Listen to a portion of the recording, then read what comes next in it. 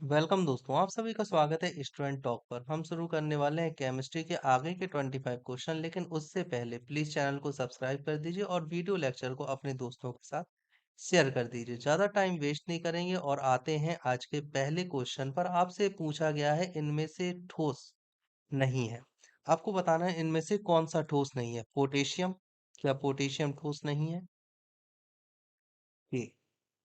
पारद मतलब Hg, sodium Na, या ये सभी ठोस नहीं है? देखिए, ऐसा बिल्कुल नहीं है। देखो, अगर हम ठोस की अपेक्षा देखें, ठोस, है ना, ठोस का जो परिभाषा होती है वो ये होती है कि आयतन और आकार दोनों निश्चित रहते हैं। ठीक। और द्रव में क्या होता है? द्रव में होता है कि आयतन और आकार, आयतन कैसा होता है? निश्चित। ठीक है ना, द्रव में निश्चित रहता है और आकार क्या होता है? अनिश्चित। मतलब बदल सकते हो आप, जिस बर्तन में डाल दोगे, जिस आकृति के कंटेनर में से रख दोगे वैसा हो जाएगा। अब यहाँ पर देखो, जो पोटेशियम होता है, पोटेशियम क्या होती है? मुलायम। लेकिन फिर भी इसका आयतन और आकार फिक्स है। सोडियम कैसी होती है? ये भी होती है मुलायम। इसका आयतन और आकार फिक्स है, इसलिए आप इसे द्रव में तो नहीं करोगे काउंट। ठीक है ना। सही आंसर क्या हो जाएगा? पारा। पारा कैसा होता है? पारा होता है लिक्विड। याद रखना है आपको। देखो, पारा लिक्विड होता है। तीन चार तत्व ही हैं जो जिनको आपको याद करना है लिक्विड होता है। एक होता है पारा, आपको याद रखना है बिस्मिथ, आपको याद रखना है गैलियम। ठीक है। और एक और है, उसका आपको बताना है क्वेश्चन मार्क, आपको लगा दिया मैंने। ठीक है। चलिए अगला क्वेश्चन। एल्यूमिनियम का प्रमुख अयस्क कौन सा है? एल्यूमिनियम का पूछा है आपसे, मतलब Al का। लिग्नाइट, लिग्नाइट है, बॉक्साइट है, डोलोमाइट है, या कॉपर है? इसका सही आंसर है बॉक्साइट। ठीक है ना, बॉक्साइट होता है जहां जिससे कि हम एल्यूमिनियम प्राप्त करते हैं। लिग्नाइट से क्या करते हैं हम प्राप्त? कोयला, मतलब कार्बन का होता है। कॉपर, कॉपर देखो, कॉपर क्या होता है? संयुक्त और स्वतंत्र, दोनों अवस्थाओं में पाया जाता है। अब डोलोमाइट किस चीज का है ये आपको बताना है, आपका होमवर्क है इसमें। चलिए अगला क्वेश्चन आपसे पूछा गया है, निम्नलिखित में कौन सी मिश्र धातु नहीं है? मिश्र धातु नहीं है मतलब पीतल, पीतल क्या होती है? पीतल एक मिश्र धातु है। स्टील, स्टील भी मित्र मिश्र धातु है। तांबा, तांबा एक तत्व है, या इनमें से कोई नहीं? तो सही आंसर है तांबा, क्योंकि तांबा मिश्र धातु नहीं है। ओके। अगला क्वेश्चन आपसे पूछा गया है, निम्नलिखित धातुओं में से सर्वाधिक हीन चालक कौन सा है? सर्वाधिक हीन, हीन मतलब कमजोर, है ना। सबसे कमजोर चालक कौन सा है, आपसे ये पूछा गया है। स्वर्ण, सिल्वर, सीसा Hg, या फिर लोहा Fg। सबसे हीन चालक कौन सा है, आपको ये बताना है निम्नलिखित धातुओं में। सही आंसर इसका क्या है? सीसा। शीशे का पी भी होता है ना, शीशे को क्या बोलते हैं? मरकरी। सॉरी, शीशे को हम बोलते हैं पीवी से रिप्रेजेंट करते हैं इसे। लेड, है ना। ये होता है। इसका कितना होता है? 82। इसका कितना होता है? इसका कितना होता है? इसका कितना है? आपको बताना है 46। और AU का आपको क्वेश्चन मार्क है ना, आपको बताना है। चलिए अगला क्वेश्चन आपसे पूछा गया है कि निम्नलिखित में सबसे भारी धातु कौन सी? सबसे भारी आपसे पूछी है।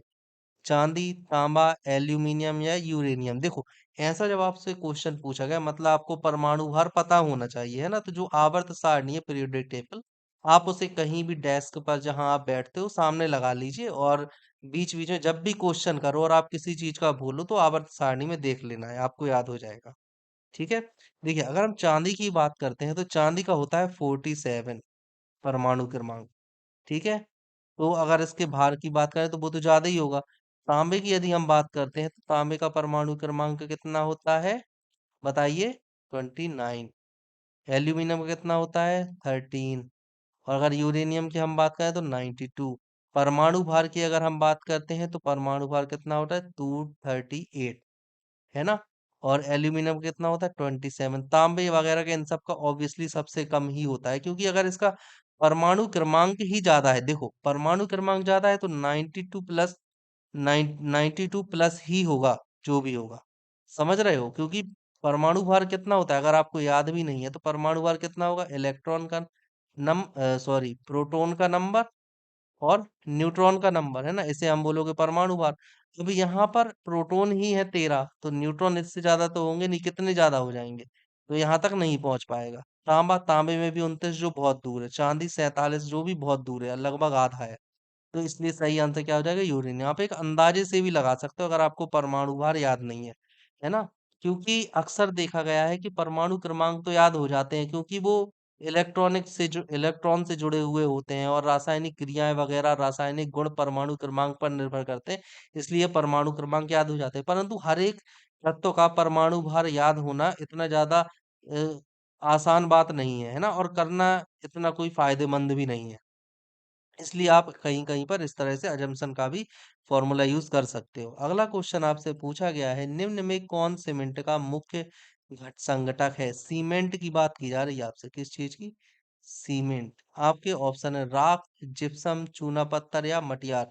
सही आंसर है चूना पत्थर। चूना पत्थर का फॉर्मूला क्या होता है बताइए, CaCO3, कैल्शियम कार्बोनेट। ये सबसे ज्यादा इंपॉर्टेंट है।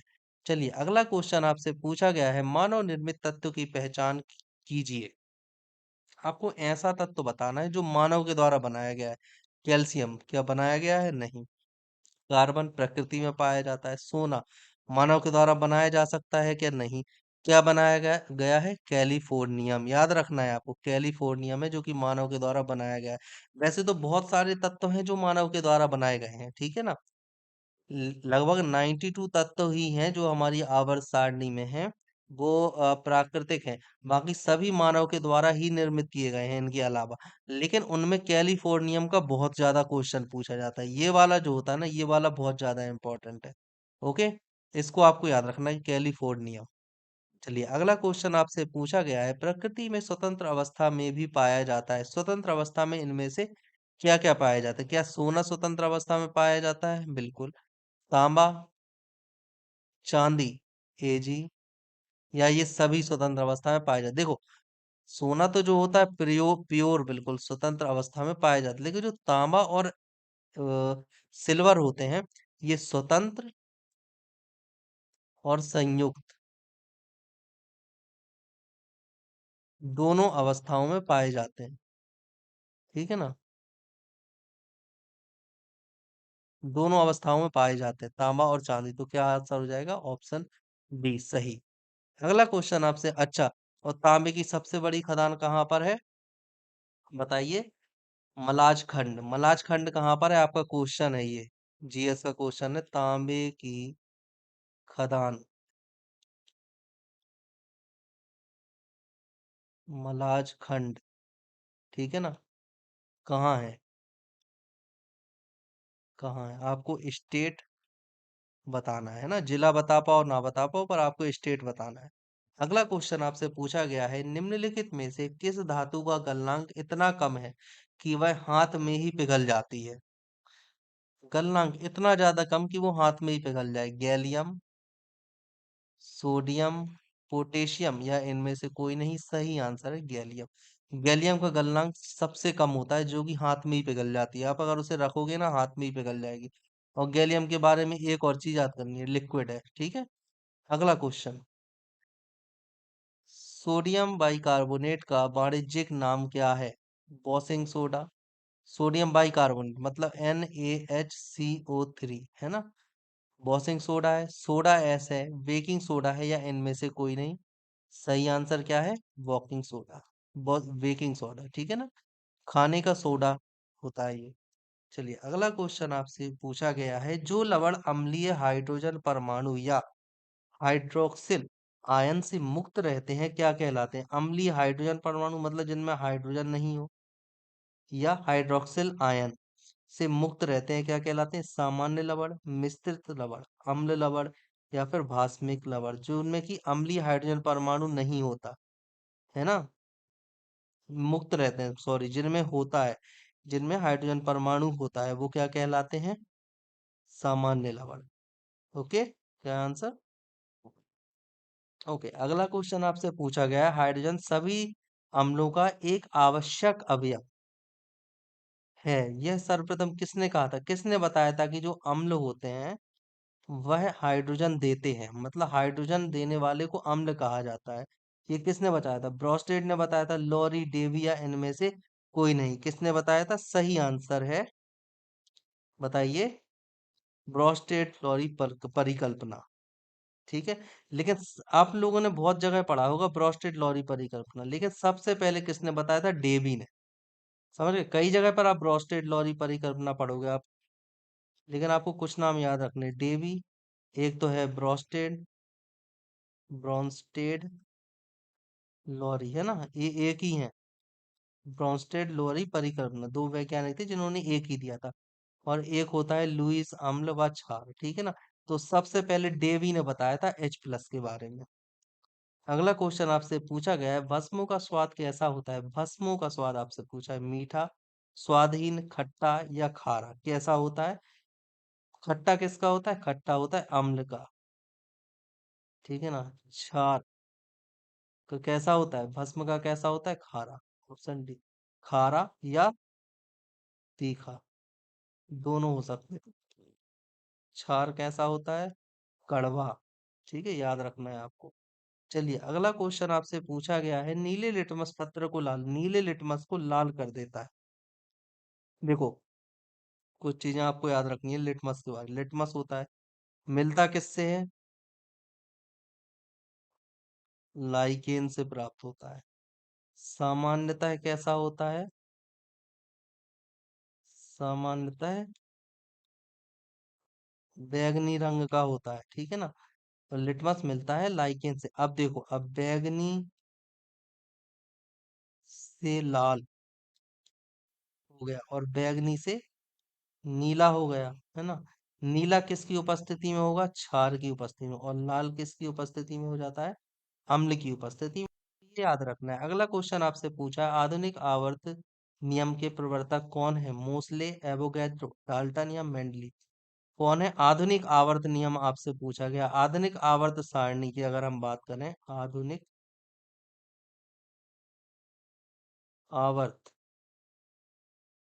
सारणी किसकी है? परमाणु क्रमांक पर निर्भर है। किस पर है? परमाणु क्रमांक पर निर्भर करते हो। परमाणु क्रमांक मतलब मोस्टली। एवोगैड्रो ने क्या बताया था? किसी भी तत्व को आप ले लो, किसी भी गैस को, उसके कितने होते हैं? 22.4 लीटर में समान मोल होते हैं। और एक मोल में कितने अणु होते हैं? 6.023 इंटू 10⁻18। ठीक है, ये उन्होंने बताया था। डाल्टन ने क्या दिया था? डाल्टन ने दिया था परमाणु मॉडल, ठीक है। मेंडलीफ ने क्या दिया था? मेंडलीफ ने भी आवर्त सारणी बनाई थी। आवर्त सारणी बनाई थी मेंडलीफ ने, लेकिन इनकी आवर्त सारणी कैसी थी? परमाणु भार पर निर्भर करती थी, है ना। परमाणु भार को केंद्र में रखकर इन्होंने बनाया था। अगला क्वेश्चन आपसे पूछा गया है, सबसे अधिक विद्युत ऋणात्मक कौन सा होता है पूरी आवर्त सारणी में? सोडियम होता है क्या? सोडियम Na, ये एक धातु है। लिथियम होता है क्या? लिथियम, ये भी एक धातु है। धातु कैसी? क्षारीय धातु। फ्लोरीन मतलब Cl, ठीक है, ये होता है क्या? ये अधातु। और फ्लोरीन मतलब अधातु। सही आंसर है फ्लोरीन। देखो, सबसे ज्यादा जो पूरी आवर्त सारणी में विद्युत ऋणात्मक तत्व होता है पूरी आवर्त सारणी में, किसमें? पूरी आवर्त सारणी में सबसे ऋणात्मक,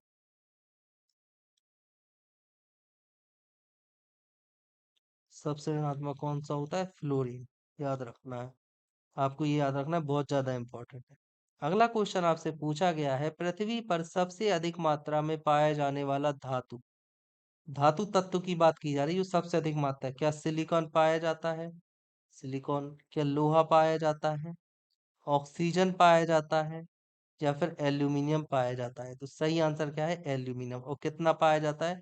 लगभग 27%, है ना। 27 से भी ज्यादा होता है, लेकिन लगभग 27। अगर तत्व की बात करें तो ऑक्सीजन होता है।